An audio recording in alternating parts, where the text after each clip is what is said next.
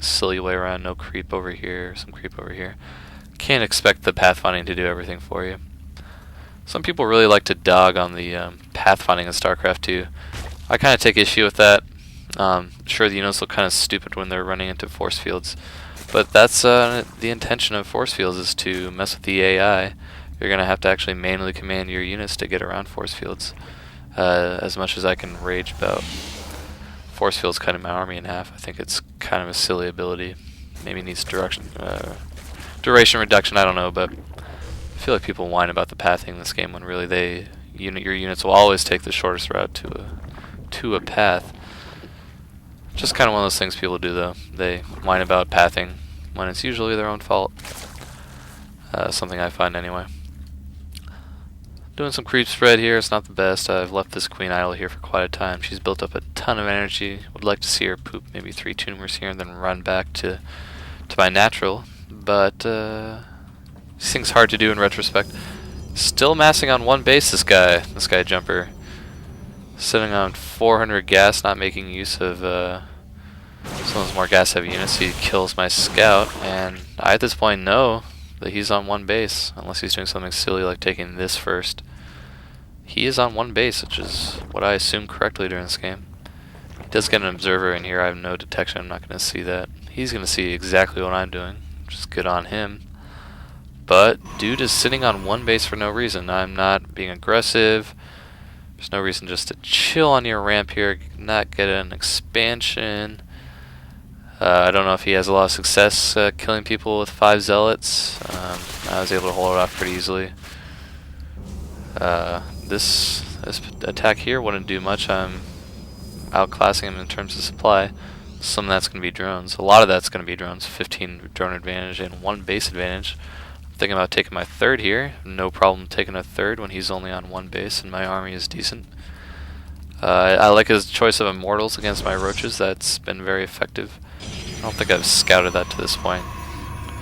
Let's take a look at the HamsterSales view. No, I didn't pick up that robotics facility. You see maybe people doing cast of programs, and they'll check out their vision and they'll see that little warping symbol or a building under construction, and they'll know, oh yes, Hydra definitely saw that robo facility. But even if I were doing my own vision right now and I saw this building warping in, absolutely no guarantee I was able to click on that. I might have been off trying to do what I can for macro or what have you. Pretty much guaranteed I actually didn't see it if all I can see is at the edge of my vision a warping building. Pretty much guaranteed I didn't see what that building was. I'm not the best at keeping tabs on what my OVs are scouting at the time. Another one of those things I need to get better at. A lot of players could probably stand to get better at. He's chilling his observer in between my natural and my main, seeing pretty much what my army is like at all times. And he feels comfortable moving out at the 89 supply on 1 base. Can't say it's the best move or best timing I've ever seen. But my 3rd is unprotected, so could easily take this out. I think I've spotted at this point, haven't I? Well, I definitely know now. Shooting my extractor with one stalker before he meanders his way around to my 3rd. I'm gonna pick off a couple of stalkers here. The zealots are gonna be in trouble against my roaches too. Yeah, getting quite a few zealot kills. Definitely lost all my lings. Lost 1 roach, I think. Alright, now 2 roaches that whole time, I believe. Did have to sack the 3rd, that's unfortunate, but I remember thinking, still up 1 base on you, buddy. I don't know if I'm really keeping tabs on this while I'm playing, but I should also know that he is still not expanded. He's not expanding behind this attack, which I think would have been a nice move on his part. But JuMpEr is content to get a little proxy pylon here for some reinforcements, and probably going to push right back into me, but give me plenty of time to get additional spine crawlers, get more roaches, get an even bigger army lead. Anybody can tell you 30 roaches against 4 immortals, 7 stalkers, 3 sentries, 3 zealots. Probably going to do the trick, just massive amount of roaches, no creative unit mix on my part, but still enough to kill this JuMpEr guy. I've been talking a little disdainfully about this dude, I think a little bit, and you'll see why in a minute here. I'm going to focus down that immortal. I think I focused down a couple more. At some point I'm going to focus something down. Yeah, he's lost all his zealots here. Did a pretty good job with these force fields, keeping my roaches away. But now just a matter of moving in. 1-1 upgrades against 0-0 upgrades. Superior army count to start.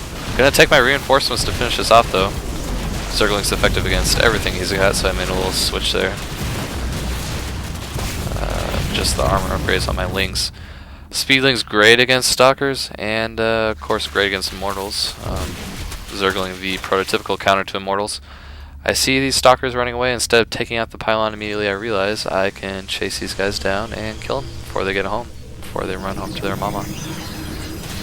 Orphan and stalker zealots on the ramp. I probably could even push in at this point, but I don't realize it. I'm generally happy just to sit on my big advantage and wait for my opponent to make some colossal mistake and win the game. So, it couldn't have hurt to poke in on the ramp. Maybe I should have done that. I don't know. It's all retrospect, right, guys? So can't blame me too much. Take it out as proxy pylon. Finally, I didn't forget about that. Didn't give him some opportunity to snipe my third. I guess I would have seen that anyway. Had nice vision on that pylon. So up to 114 supply to his 46. He is almost mined out at the main. Still sitting on one base. Kind of painful to watch, JuMpEr. I don't know you at all. I've played one ladder game with you, but you're better than that, buddy. You're better. Going for Colossus tech now on one base and no mineral patches left. Seemingly no intent to expand either. Only one immortal. Bunch of zealots. Turns out I went more roach heavy after that link switch to clean up his army. So that massive zealot's not going to do too much against my abundance of roaches. Getting my infestors now.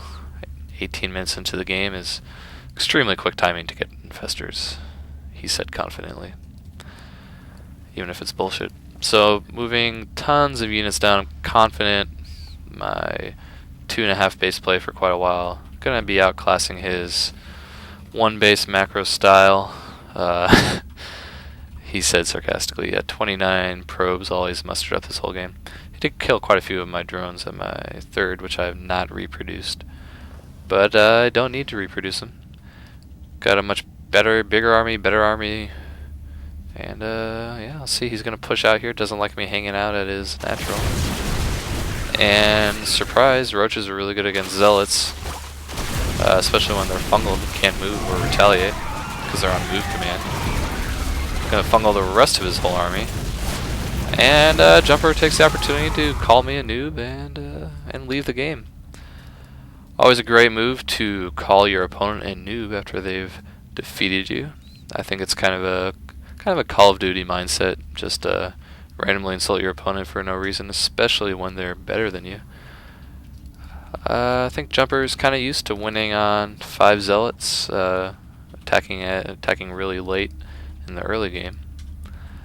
Did nothing against my expo. I'm not the best player, and what does that make you, JuMpEr? What does that make you if I am a noob? So GG everybody, and remember to tip your valet. They work primarily on tips, so give it to them.